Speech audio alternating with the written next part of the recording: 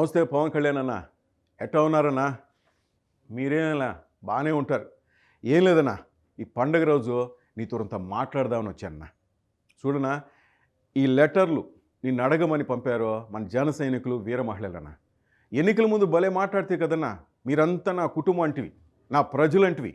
ఎక్కడన్నా నువ్వేమో అక్కడ డిప్యూటీ సీఎం అయితే ఇక్కడ ప్రజలను పట్టించుకునే వాళ్ళే ఏడన్నా. అన్నా, నా పేరు సతీష్ అన్న, ఎన్టీఆర్ జిల్లా. గత 10 సంవత్సరాలుగా జనసేన కోసం పనిచేశాం. నిన్ను వచ్చేసి ఉన్నత స్థానంలో చూడాలని కోరుకున్నాం. మా వంతుగా పార్టీ కార్యక్రమాలకు మా స్థాయికి మించి ఆర్థిక తోడ్పాటు అందించామన్నా. నాకు సంబంధం లేకపోయినా 2019 సార్వత్రిక ఎన్నికల్లో చాలా కేసుల్లో ఇరికిచ్చారన్నా. చాలా ఇబ్బందులు పడ్డామన్నా. మీరేమో 2 చోట్ల ఓడిపోయిన బాధ కన్నా మా సమస్యలు పెద్దవి కాదనుకున్నామన్నా. మళ్ళీ 2024 ఎలక్షన్లకు మీ ఆదేశాల మేరకు మాకున్న చిన్న చిన్న వాహనాలు సైతం పక్కన పెట్టి నియోజకవర్గంలో కూటమి అభ్యర్థి గెలుపు కొరకు మా వంతుగా కష్టపడతాం కదన్నా. ఆర్థికంగా నష్టపోయామన్నా, అయినా బాధ లేదు. మనం గెలిచాం, మా పవనన్న గెలిచాడు అనే ఆనందం ఉందన్నా. ముఖ్యంగా అయితే మా తిరువురు నియోజకవర్గంలో జన సైనికుల పరిస్థితి అయితే చాలా ఘోరంగా ఉందన్నా. కుక్కల చింపిన విస్తర్లాగా తయారైందన్నా. జనసేన నాయకుల కన్నా వైసీపీ నేతలు ప్రభుత్వంతో అన్ని పనులు చేయించుకుంటున్నారన్నా. ఇది నియోజకవర్గ పరిస్థితి. సర్లే, నియోజకవర్గ ఇన్ఛార్జికి పట్టించుకునే దిక్కు లేదు. కనీసం పార్టీ కార్యకర్త చనిపోతే మన పార్టీ నుంచి నియోజకవర్గ స్థాయి పైనాయకులు ఎవరు స్పందించుకోవడం మా దౌర్భాగ్యం అన్న. ఇప్పుడున్న పరిస్థితులు చూస్తుంటే మన పార్టీకి వచ్చే మొదటి చెప్పిన వాటా 30% పోయి 20% పోయి 10% పోయి ఇప్పుడు చెప్తున్నారన్నా 2% మాత్రం. ఇవిగాక మన జనసేనలో కూడా డబ్బులుంటేనే రాజకీయాల్లో ఉండాలని కొత్తగా చెప్తున్నారు. ముందు డబ్బున్నవారికే ప్రాధాన్యత అంటున్నారన్నా. ఇది మన పార్టీ. ఇంకొక విషయం చెప్పాలన్నా, మన పార్టీ మంగళగిరి కేంద్ర ఆఫీస్ దగ్గర అయితే గత 10 సంవత్సరాలుగా పనిచేస్తున్న నాలాంటి కార్యకర్తలకు దారుణమైన అవమానం. లోపలికి వెళ్ళాలంటే అదొక పెద్ద యుద్ధమేనన్నా. ఎవరిని లోపలికి పోనీరు. ఎందుకంటే సెక్యూరిటీ ప్రాబ్లం అంటారన్నా. మీ మీద ఒక గీత పడితే మేము తట్టుకోగలమన్నా? 10 సంవత్సరాలుగా జన సైనికుడిగా, జనసేన మండల ఉపాధ్యక్షుడిగా నాకు పార్టీలు లభించిన, పార్టీ నుంచి వచ్చిన గౌరవం ఇదే అన్న. నాలాంటి వాళ్ళు ఇలాంటి చాలామంది జనసేన పార్టీలో మీ మీద, నా పవన్ కళ్యాణ్ అన్న, మీ మీద అభిమానంతో మాత్రమే ఉంటున్నామన్నా. ఇలాగే మనం పార్టీ నడపదలుచుకుంటే వచ్చే ఎన్నికల్లో చాలా దారుణమైన ఫలితాలు చూస్తామన్నా.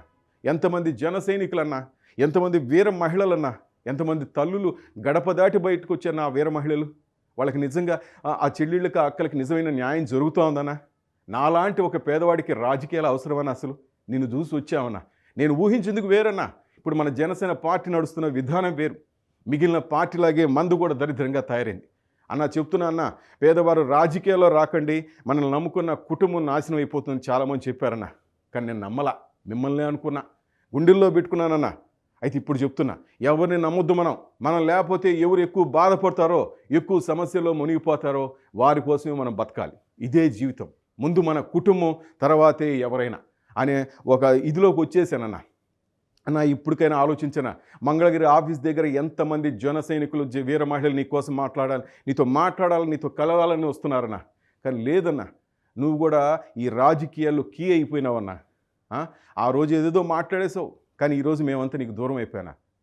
నేనే కాదన్నా, చూడన్నా, ఇంకొక అన్న రాజ్ ప్రకాష్ అంట, అనంతపురం జిల్లా నుంచి. అన్న, ఈ అనంతపురం జిల్లా ధర్మవరం నియోజకవర్గం జనసేన పార్టీ ఆవిర్భించిన రోజు నుంచి జనసేన పార్టీ కోసం నా వంతు కృషి చేశాను. ఏ రోజు కూడా పార్టీలో పదవులు కావాలని జిల్లా అధ్యక్షులను, నియోజకవర్గ ఇన్ఛార్జిని అడగలేదన్నా.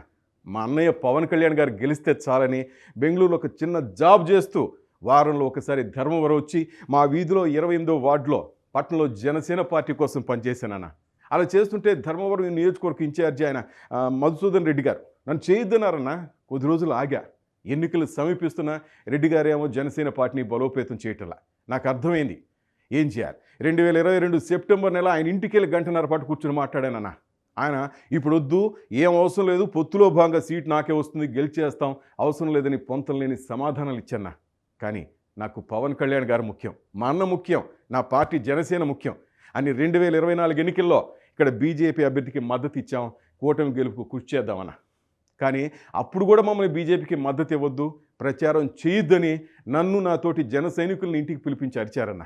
ఇదంతా చూసాక ఇన్నేళ్ళు, ఈ 10 ఏళ్ళు పార్టీ కోసం కష్టపడ్డ మేము, ఆయన అసలు ఏంది ఇట్లా చేస్తున్నాడు.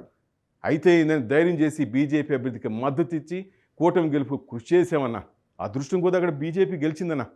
కానీ ఇక్కడ గెలిచాక జనసేన పార్టీ పేరు చెప్పుకుని ధర్మవరంలో ఖాళీ స్థలంలో జనసేన పార్టీ పేరు రాసి ఆ స్థలం యజమానికి డబ్బులు ఇచ్చి డబ్బులు కావాలని డిమాండ్ చేశారన్న రెడ్డి గారు. ఆ తర్వాత ఈ పచ్చని కొండలను దొలిచారు, మట్టి నమ్ముకున్నారు, పట్టణంలో పార్టీకి చెడ్డ పేరు తెస్తున్నారు. ఇసుక వాసన అలాగే మద్యం వాసన వైసీపీ వాళ్ళు కొండ ఎక్కిస్తున్నారన్న. ఆ కొండ విషయాన్ని సోషల్ మీడియాలో ప్రచారం చేసినందుకు సొంత పార్టీ కార్యకర్తను నా మీద కొట్టడానికి మనుషులు పంపించారన్న. ఆ తర్వాత వైసీపీ వాళ్ళని పార్టీలో జాయిన్ చేసేసుకుని సొంత పార్టీ కార్యకర్తలను గాలి కుదిలేశారన్న. వైసీపీ అధికారంలో ఉన్నప్పుడు జనసేన కార్యకర్తలను కొట్టడానికి వచ్చిన వారిని ఇప్పుడు పార్టీలో చేర్చుకుని మొదటి నుంచి కష్టపడ్డ వారిని పట్టించుకోవటం లేదన్నా. చూడనా, ఇలాంటి లేఖలు కోకొలలుగా వచ్చాయి. నీ కోసం, నీ పార్టీ కోసం రాత్రి పొగులు కష్టపడినవాడికి పార్టీలో ఇంత పేరు కూడా లేదన్నా. పదవికి నువ్వేమో హ్యాపీగా ఉన్నావు, మేము అనుకోవడం మారిపోయాడం మా అన్న అనుకుంటున్నామన్నా. కానీ పార్టీ ఆవిర్భావం నుంచి ఎంతోమంది యువత నీ ఎంట నడిచారు కదన్నా. ఈరోజు పదవికితే వాళ్ళు గుర్తు రాలేదన్నా. వైసీపీ వాళ్ళు అవినీతి పరులు అంటివే ఆ రోజు. ఈ పొద్దు ఆ వైసీపీ వాళ్ళని నెత్తుని పెట్టుకుంటువే. వాళ్ళు పార్టీలోకి చేరితే వాళ్ళు మళ్ళీ పోతుందన్నా. అన్నా, నీ పార్టీ జెండా మోసి భుజం ఎట్ట కాయలు కాసిందో చూడన్నా. మాలాంటి వాళ్ళు నిస్వార్థంగా నీ కోసం ఆనాడు కష్టపడ్డామన్నా. మా కుటుంబంలో వేరే హీరోలు మేమెవరూ ద్వేషించమంటవి. మరి కుటుంబం నుంచి వచ్చిన ఓ హీరోని ఈరోజు వేరు చేసి మాట్లాడుతున్నారని చెప్పేసి యూట్యూబ్ నుంచే మీ గురించి బ్యాడ్గా రాస్తున్నారన్న. పిల్లలు తప్పు చేస్తే సరిదిద్దాల్సిన బాధ్యత పెద్దలదన్నా. కానీ ఏం జరుగుతుందో అర్థం కావట్లేదు. మీరు మంచోళ్ళు అంటూ సబ్స్క్రైబర్స్ని పెంచుకోవడానికో మీతో ఫోటోలు దిగడానికి కొంతమంది ఈ భజన బ్యాచ్ అంతా మీ చుట్టూ చేరుతున్నారు. వాళ్ళే సూపర్ అవుతున్నారు. మీకు నిజాలు చెప్పేవాళ్ళు మీకు నచ్చట్లేదన్నా.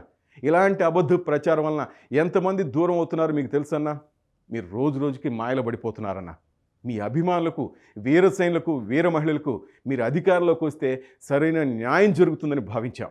కానీ ఆ ఛాయలు ఏం కనిపించట్లేదన్న. అంతా భజన భజన భజన. మీ చుట్టూ ఈ భజన బ్యాచ్. ఆ మైకులో మీరు కూడా ఉన్నారన్న. ఒకప్పుడు చుట్టూ చీకటి అంటివి కదన్నా, ఇప్పుడే వెలుగులు వచ్చాయని అనుకుంటున్నావా? ఇంకా రాలేదన్నా. గుర్తు పెట్టుకోనా, ఆ పొద్దు నిన్ను మా గుండెల్లో పెట్టుకున్నావన్నా. రేపు మా గుండెల మీద మాత్రం తట్టుకోలేదన్న ఈ గుండెలు. ఇది ఒక్క జన సైనికుడే కాదన్నా. ఆంధ్రదేశంలో ఇటు కుప్పం నుంచి శ్రీకాకుళం దాకా ప్రతి జన సైనికుడు ఆవేదన ఇదే అన్న. ఆవేదన అసలు అల్లాడిపోతున్నావన్నా. మా తల్లిదండ్రులను కూడా వద్దనుకుని నిన్నే మా గుండెల్లో పెట్టుకున్నామన్నా. గుండె చీలిస్తే మీరే కనపడతారన్న. వాళ్ళలాగా డీపీలు పెట్టుకునో వాట్సాప్లో ఫోటోల కోసం మేము మీ దగ్గరికి రావాలనుకోవట్లేదన్నా. మా అర్జీలు ఇస్తామన్నా. మా బాధలు తీర్చండి అన్న. మీరు వస్తే మా కష్టాలు తీరుతాయని చెప్పేసి మీకోసం మీ వెంట నడిచామన్నా. ఎన్ని అవమానాలు తిన్నామన్నా. అమ్మ లెక్కలు తిట్టించుకున్నామన్నా, కొట్టించుకున్నామన్నా. కానీ ఈరోజు మీరు కూడా పదవెక్కిన తర్వాత అందరు రాజకీయ నాయకుల్లాగే మారిపోతున్నారేమో అనిపిస్తుందన్నా. అట్లా మారుద్దన్నా, గుర్తుపెట్టుకో అన్న. ఒక్కసారి ఆలోచించే పవనన్నా. మీకోసం ఎంతోమంది వీర సైనికులు, జన సైనికులు, వీర మహిళలంతా ఎదురు చూస్తున్నాం. మా అన్న మా కోసం ఉంటాడు. ఆ మాట ఒక్కసారి చెప్పనా. మమ్మల్ని హక్కున చేర్చుకో, అంతేగాని మమ్మల్ని మాత్రం మోసం చేయొద్దన్నా. మేము తట్టుకోలేమన్నా.